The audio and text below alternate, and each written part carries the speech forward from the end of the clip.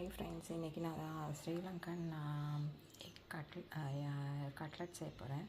அது கூடயே கொஞ்சம் வெஜிடபிள் கட்லட்டும் செய்யலான்னு இருக்கேன். அதுக்கு நான் முதல்ல என்ன பண்ணியிருக்கேன்னா, 3 வெங்காயம் எடுத்து சின்னதாக நறுக்கி, அது கூட பச்சை மிளகாய் 2-3 நறுக்கி போட்டு பெப்பர் பவுடர், சால்ட் ஆட் பண்ணி செப்பரேட்டாக வச்சுருக்கேன். கிழங்கு வந்து பாயில் பண்ணி உரிச்சி வச்சுருக்கேன்.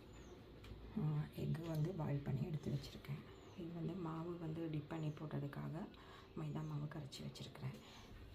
இது வந்து பிரெட் கிராம்ஸ் வந்து எடுத்து வச்சுருக்கிறேன். இவ்வளவும் எடுத்து வச்சுருக்கேன். இப்போ நான் வந்து முதல்ல வெஜிடபிள் கட்லட் செய்ய போகிறேன். அதை செஞ்சு அதை பொரித்து எடுத்து வச்சுட்டு எக் கட்லட் செய்கிறதையும் உங்களுக்கு காட்டுறேன். இப்போ பாருங்கள் நான் வந்து கிழங்கையும் ஆட் பண்ணி நல்லா மசித்து நல்லா ரெடி பண்ணிட்டேன். இப்போ நான் வந்து இதில் வந்து உருண்டை பிடிச்சி மாவில் டிப் பண்ணி பிரெட் கிராம்ஸில் டிப் பண்ணி எண்ணெயில் பொரிச்சு எடுக்கிறது மட்டும்தான் வேலை. ரொம்ப சிம்பிளான ரெசிபி. பசங்களுக்கு வீட்டில் வந்து ஸ்நாக்ஸ் தேவைன்னா ஈஸியாக பண்ணி கொடுத்துருக்கேன். அதுவும் வீட்லேயே உள்ள இன்க்ரீடியன்ட்ஸ், அதாவது கிழங்கு, வெங்காயம், பச்சை மிளகாய், மிளகுத்தூள், உப்பு இவ்வளோ தான் போடுறோம்.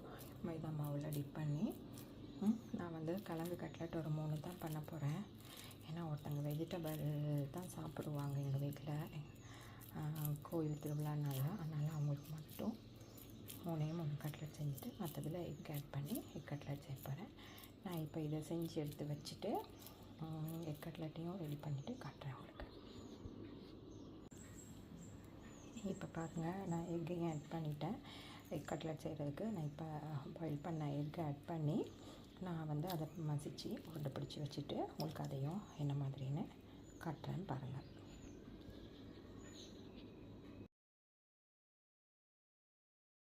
பாருங்கள், நான் வந்து எக்கை போட்டு பிசைஞ்சிட்டேன். நான் ரொம்ப சின்னதாக மசிக்கலை, ரொம்ப சின்னதாக பிசையலை. ஏன்னா வந்து அது பீசஸ் கடிப்படும் போது இன்னும் எம்மையாக இருக்கும்னு. இப்போ நான் அதையும் உருண்டை பிடிச்சி வச்சுட்டு அப்புறம் பொரிக்கிறத காட்டுறேன் உங்களுக்கு என்ன மாதிரின்னு. இப்போ பாருங்கள், ஆல்மோஸ்ட் எக் கட்லட்க்கு எல்லாம் உருண்டை பிடிச்சி வச்சுட்டேன். மாவு இருக்குது, வெஜிடபிள் கட்லட் ரெடி, கிழங்கு cutlet, bread grams ready, oil ready. இப்போ நம்ம வந்து எக்கையுமே வந்து மாவுக்கு பதில் வந்து முட்டையை உடச்சி ஊற்றி அதுலேயும் டிப் பண்ணி இதில் போட்டால் இன்னும் எம்மையாக இருக்கும். ஆனால் ஆல்ரெடி நான் வந்து நிறைய எக்கு ஆட் பண்ணனால திரும்ப இதுவும் மாவும் கரைச்சி வச்சுருக்கனால நான் எக்கில் டிப் பண்ணலை, இதிலே டிப் பண்ணி போடுறேன். நீங்கள் வேணால் அப்படின்னு ட்ரை பண்ணி பார்க்கலாம். நான் முதல்ல வந்து வெஜிடபிள் கட்லட் தான் செய்கிறேன். ஏன்னா எக்கு பொரிச்ச பிறகு அதை பொரிக்கக்கூடாது அப்படின்றதுக்காக கோயில் போடுறவங்கனால. அதனால் பிரெட் கிராம்ஸை போட்டு இதில் டிப் பண்ணி முதல்ல எக் கட்லட் வெஜிடபிள் கட்லட் 3 செஞ்சுட்டு கிழங்கு கட்லட்டை அதுக்கப்புறம் தான் இது சேர்ப்பேன்.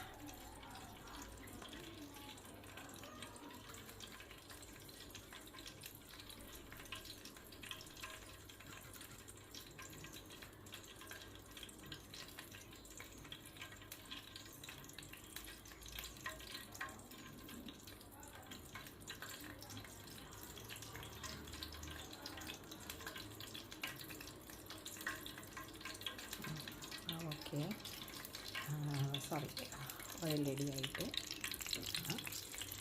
கட்லட்டை ஆயிலில் போட்டுட்டேன். அடுத்த கட்லட்டை போட்டுட்டேன்.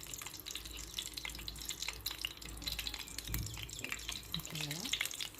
நம்ம வெஜிடபிள் கட்லட்டை முதல்ல செஞ்சு எடுத்து வச்சு உங்களுக்கு காட்டுறேன். பொரிக்க போகிறேன், பொரிச்சு எடுத்துன்னு காட்டுறேன்.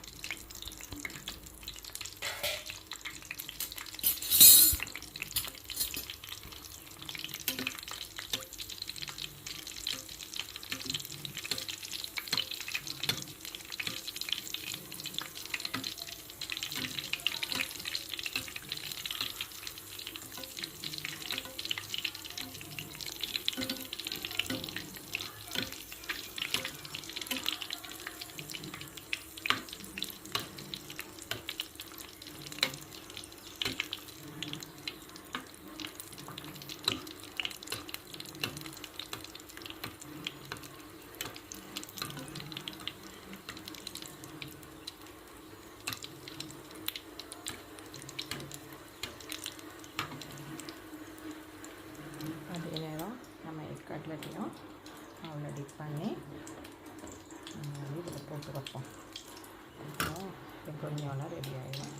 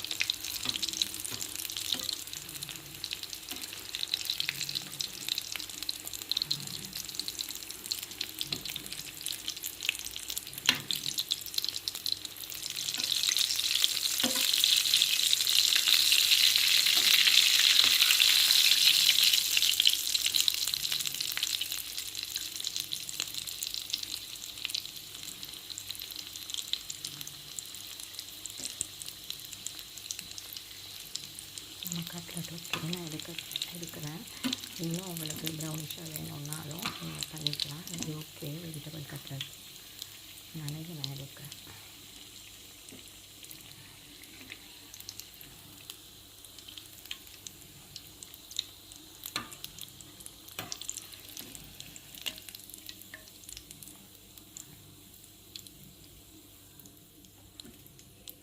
வெஜிடபிள் கட்லெட் ஓகே நான் அடுப்பை சிம் பண்ணிவிட்டு இதை டிப் பண்ணி போடுறேன்.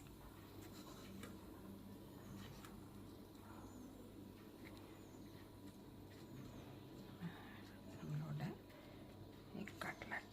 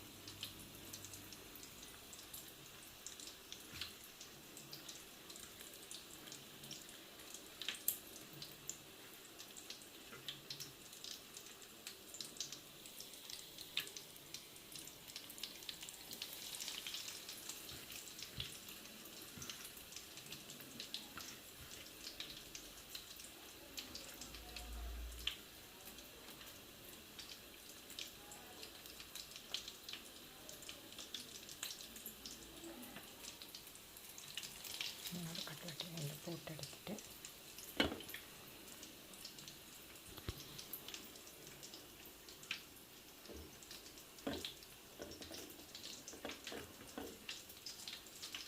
ஈரமாக போடக்கூடாது. நான் வந்து எப்படியுமே பிரெட் க்ரம்ஸ் ஆட் பண்ண வேண்டி வரும், தப்பாதில்லை. அதனால் போட்டு எடுத்துட்டேன். ஏன்னா பிரெட் க்ரம்ஸ் இதுக்கு இந்த கட்லெட் ஆற பொரிக்கிறேன்னா அது கண்டிப்பாக ஆட் பண்ணணும். அதனால் இது கொஞ்சம் ஆல்ரெடி ஈரமாயிட்டு, அதனால் நான் இதில் போட்டு எடுத்துட்டேன். இல்லாட்டி கையை தொடச்சிட்டு கழுவிட்டு தொடச்சிட்டு நல்லா ஈரம் இல்லாமல் தான் இதுக்குள்ளே போடணும். அப்போ தான் இதை வந்து இப்படி ஒட்டாமல் சூப்பராக வரும். ஓகே, இப்போ கையை கழுவ போகிறேன்.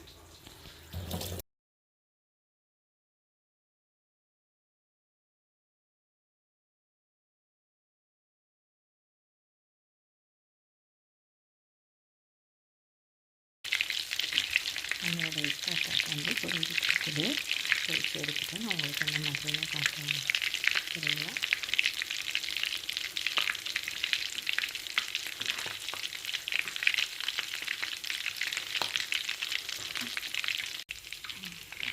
கட்லெட் ஓகே, நான் அதை எடுக்கிறேன்.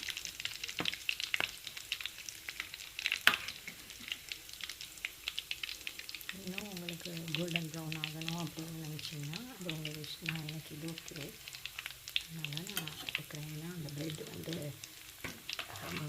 ஒயிட் கலர் ப்ரெட் தான், அதனால் அது ரொம்ப கலர் கொடுக்காது. மேலே இருந்தால் கரைஞ்சிடும். அதனால் நான் வந்து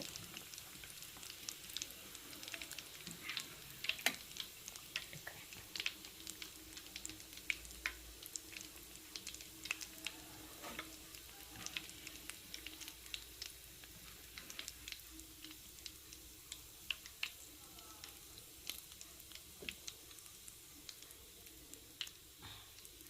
ஓகேங்களா? இப்போ நான் வந்து அடுத்த லோட்டை போட போகிறேன்.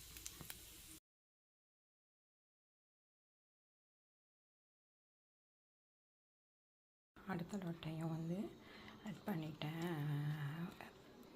இது பிரெட் க்ரம்ஸ் வந்து ஆட் பண்ணி மாவில் டிப் பண்ணிவிட்டு பிரெட் க்ரம்ஸில் ஆட் பண்ணி வச்சுருக்கிறேன். அதை இனி பொரிக்கிறதுக்கு ரெடி பண்ண வேண்டியதுதான். ரெடி பண்ணி பொரித்து இதை மாதிரி எடுக்கிறது, அவ்வளோதான். இதையும் நான் பொரித்து எடுத்துகிட்டு உங்களுக்கு என்ன மாதிரி நான் காட்டுறேன்.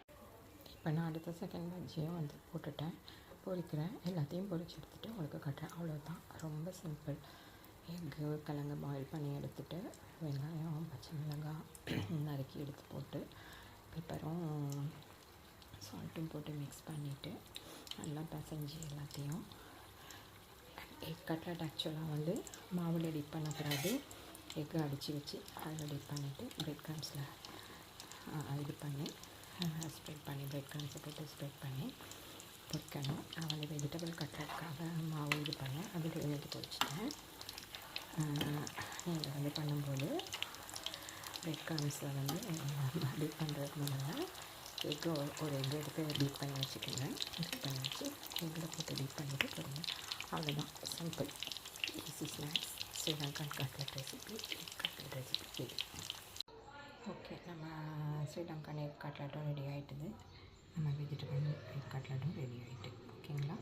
செஞ்சு பார்த்துட்டு எப்படி இருக்குன்னு டேஸ்ட் பண்ணிவிட்டு கமெண்ட் பண்ணுங்கள். தேங்க்யூ.